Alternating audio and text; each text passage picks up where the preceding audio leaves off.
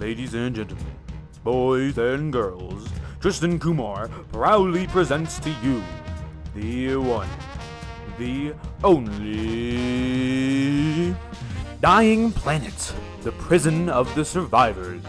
Narrated by the one, the only Tristan Kumar.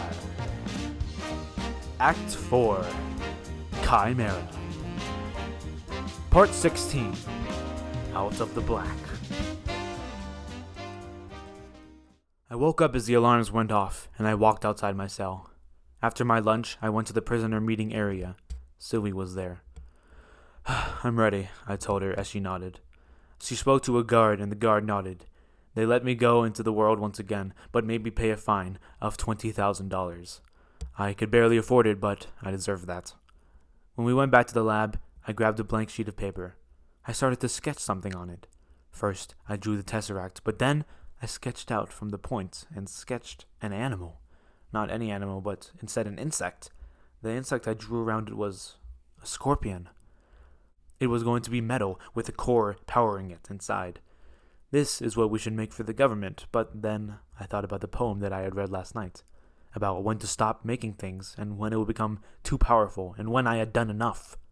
But Sylvie interrupted my thoughts. "What is it?" "It's hopefully going to be a machine. I'm thinking that it will be able to take out any targets or, well, a weapon," I replied. She nodded. "Let's get to work. I know a warehouse where we can work," she said, and I grabbed the cube and we headed to my car. "It's a bit far away, though." "It's okay. We got the time." I got in and drove to the location she had given me. We arrived at the airport. We got out and entered a private jet. We sat down and headed to Cancun in Mexico. "We will arrive in about 6 hours," a flight attendant told us. We both nodded and drank some water.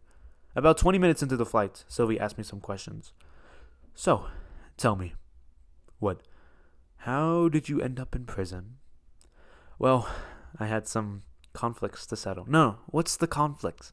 I want some real answers. You can't just be on television one day being accused of murder and say that you were settling a conflict. So what happened?" I took a breath. "Okay.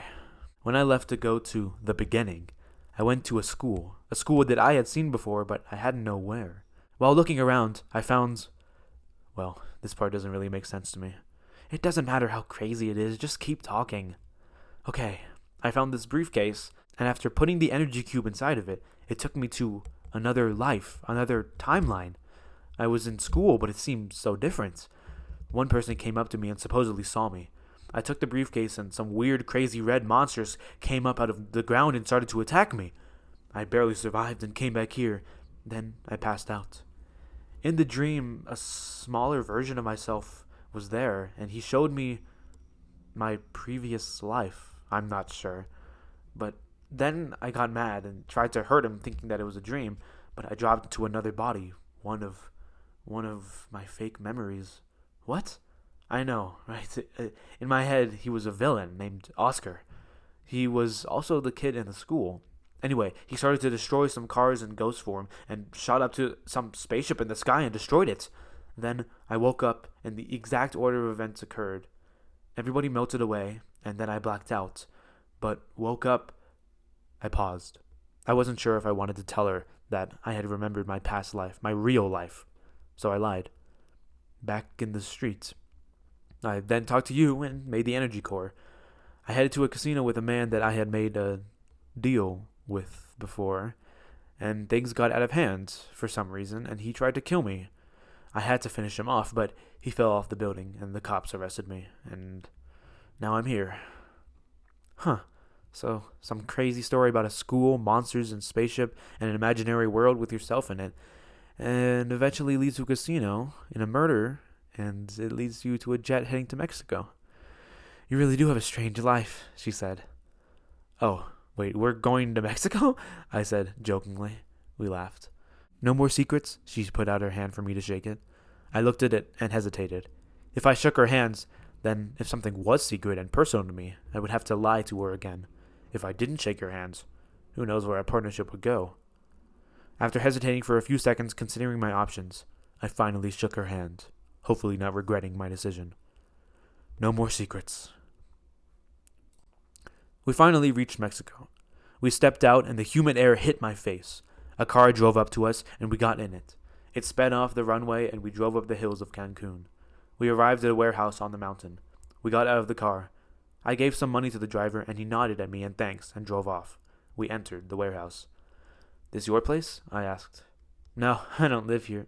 "Yes, of course I own this place," she joked. I was admiring the materials and space given. "Let's get to work," I said, and she nodded. I went to a door in the back and dust flew off of the door and floated to the ground. I grabbed some materials laying in the back. I brought them forward. We decided that we split the building portion into a few parts. We would first build the main body, then attach the legs, and the head, the arms, and then the large scorpion tail. After many days and nights, we finally finished the big, bulky body. We polished some details onto it and finished it. We dragged the body to the side and started the rest of the body. The 8 legs, the giant head with the cockpit, the arms, and finally, the big, lurking tail. We stood back and looked at our creation. The beast stood in front of us, still turned off. So we sat down on the ground and watched as I climbed the body. I pressed on a darkened spot and a panel opened. There was a slot for the cube. There was nowhere else to go. I heaved the core up and slid it in. It locked into place and the wires around it glowed. I closed it and it locked. I could feel the heat come from above it, but I walked away. I pressed the button on the side of the head and a part of the panel slid open. I slid in and closed it. Darkness filled me. The smell of fresh smoke filled my nose. I coughed and I looked forward and saw nothing. I pressed the button above me and flipped a few levers. The projected red code started to flood my screen. Then the cockpit started to shake as the beast woke up. It was working. The red code finished loading and flew to the side to form a heads-up display, or HUD for me, showing people and power levels. The screen projected the room around me outside without any windows being inside the cockpit. Thankfully, the cameras were working, so I had vision. I smiled and grabbed the handles. My left hand held a lever with the buttons on the sides, while my other hand held a joystick with a button on the top. Sylvie ran to the door, but I yelled, "Wait! Let me!" I moved my right hand to the center of the control panel to another joystick. I aimed it correctly, went to the lever, and held down the button. The cockpit started to shake. Eventually, the cockpit was shaking violently, and I released the button. A bright red beam shot from the tail of the monster and blasted open the door. Sylvie jumped up in joy. I walked outside, smiling, pushing the lever as control and controlling the directions and movement with my joystick. I looked around the surroundings. When I looked at the city near us, my screen was enhanced. I could see clear projections of everything inside and out of the city. I pressed the button on the joystick and I launched up. I could almost feel no gravity at all for a split second before I regained control and landed in the fields, pouncing towards the city. I laughed and screamed in joy as we continued. I landed on a small road and crawled into the streets, low to the ground in stealth. I started to move faster and faster until I left the ground and launched into the mountains. I turned and shot at an abandoned mountain far back. Rocks flew off the mountain and hit the ground, shooting up massive clouds of dust. I leaped around gloriously for some time, enjoying the power of the machine that I had created. I finally finished and landed in front of the workshop. I climbed out of the cockpit and landed heavily on the ground. "I'm dizzy now," I said as I smiled. I nodded. "It works." I heaved up the final wood wall of the box and drilled it shut. The machine was now in a box. People in a truck drove up and took it to the airport. Once on the plane back to Las Vegas, I laid my head back and slept. In my dream, I woke up on a street. I stood up onto the cold asphalt. It was night. I looked around at where I was. There were many modern suburban houses in a flat neighborhood. I looked behind me and someone's house lights turned on. Someone walked out.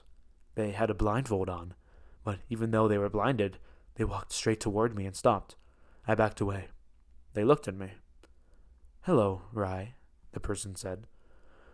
"Where am I now?" I thought. "We are in Xander's land," the person said, as if reading my thoughts. I looked at them eerily, and they smiled.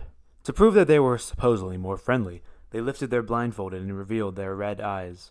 Blood was spread around their eyes. They looked at me and winked. I stepped back. They walked toward me. "Yo, back off," I said, but they didn't. I pushed them, and they fell. They stood up and looked around in silence. The other house's lights turned on, and all the people in blindfolds walked out simultaneously and ran toward me. The first person I met ran toward me and punched me. I fell and popped back up. I soared and then hit them right in the jaw. They fell to the ground and a gun fell out of their pocket. As the others ran to me, I grabbed the gun and looked around. One ran up, and I shot it in the head. They fell in silence. I was terrified by what I had done. Killing again? Suddenly, the 2 dead bodies evaporated. Therefore, it couldn't technically hurt them. I nodded, encouraging myself, but I wasn't sure. It was too late anyway. Another one came behind me and pushed me over. On the ground, I shot them. I emptied my round and all the bodies evaporated as I reloaded. I shot the people all around me in a mad frenzy. More and more bodies around me. The people kept coming on, though, and I couldn't stop them all. I ran back inside the house where the first person had come from and locked the door. When I turned, someone ran toward me. I shot them in the head quickly. They dropped to the ground, and I ran past them upstairs, and through the door, many people burst in. More and more people started to stumble through the door as I made it to the roof. I looked around and wondered where I could go. I suddenly created a smart plan to get back to the street and make them all come back outside. I turned and shot some more people who fell down the steps onto some others, slowing them down even more. I jumped off the roof carefully and landed on my side. I groaned in pain and stood up and ran. Suddenly, inside the house, a giant white flash spread across the night. I turned back and the door was sliced open. Someone kicked open the door. He kicked it open and out walked an unknown character. He was wearing a black cloak with a military vest on inside. He had a hood with a black bandana covering his face. He also had an arm with a hand covering which holds a sword. The sword was mostly black with a thin outline of white in the night. He walked towards me and took off the hood. He had brown skin and very nice black hair. He put out his hand, and I shook it. "Nice to meet you. I'm Jamal Wallace, or the Dark King." "The Dark King?" I asked. "Yeah, call me Jamal, though. It feels weird," he said, as he helped me up to my feet. "Thank you for saving me. I wasn't sure what I would do without you," I said. "No, you're alright. Just helping you out. Let's get you back to where you came from," he said, as the ship flew down in from the dark side. The neighborhood was lit up from the roaring engine of the ship. The ship had a sleek design of black paint. On the side were the words written, "The Dark King," in an 80s-style writing in a graffiti. The blue engine roared upon us. Jamal pushed a button and a ladder dropped down from the ship. Jamal started to climb, and, hesitating, I followed. Before climbing into the ship when it took off, I looked back on the city, stained with the blood of the people that I had murdered. I climbed on. A small robot rolled around the corner. It smiled and bowed as I entered the ship. I nodded back at it and ran up to catch with Jamal. "Don't worry, those weren't real humans. They were test dummies for a new form of energy," he said, as we walked around the ship. Some classic rock was playing throughout the ship, although I couldn't really hear it. I walked into the cockpit and we sped off. I flew back into the seat, and in 10 seconds, we were looking at another planet. This one is more rusted and steampunk looking. We landed on a bay on the planet. Many old steampunk airships were flying around the deserted wasteland below. We walked across the bridges to the other airships. I looked at the details on Jamal's armor. It was black and futuristic, with orange outlines on its chest plates. It fit so smoothly around him I was almost jealous. Others looked at him as he boarded other ships. Each ship was different. Some were decorated like pirate ships, while others were decorated like modernistic houses on a regular blimp. We walked to a big pirate ship. It was decorated with skull flags and skulls, of course. The man inside came out and nodded to Jamal. Jamal stopped as I continued. The bridge between us disconnected. "When you get back, I want you to learn about me. See what I am in your universe," Jamal said. "My universe? Where can I meet you?" I said as the man started to lead me inside. "Meet me at the convention in 2 days, and catch me up," Jamal said as he walked off. I turned back around, and the man took a hair off my head. "Ow!" I said, but he continued to place the strands into a container. A blue portal started to form, and he pushed me through. I fell into it and awoke from my sleep. I looked out of the window and saw Los Angeles. I pulled out my phone and started using the airplane's Wi-Fi. I searched up the Dark King. I looked on Wikipedia, and it said that the Dark King was a myth about a man who held the blade to bring about mass calamity and end all time. Well, it was a myth. But how would you classify a living myth that you had just seen? This episode was recorded by Tristan Kumar. If you enjoyed this episode, make sure to check out the next one. This is the beginning of Act 4, Act 4, Chimera, and we will be moving on to Part 17 next. So, thank you for listening. See ya!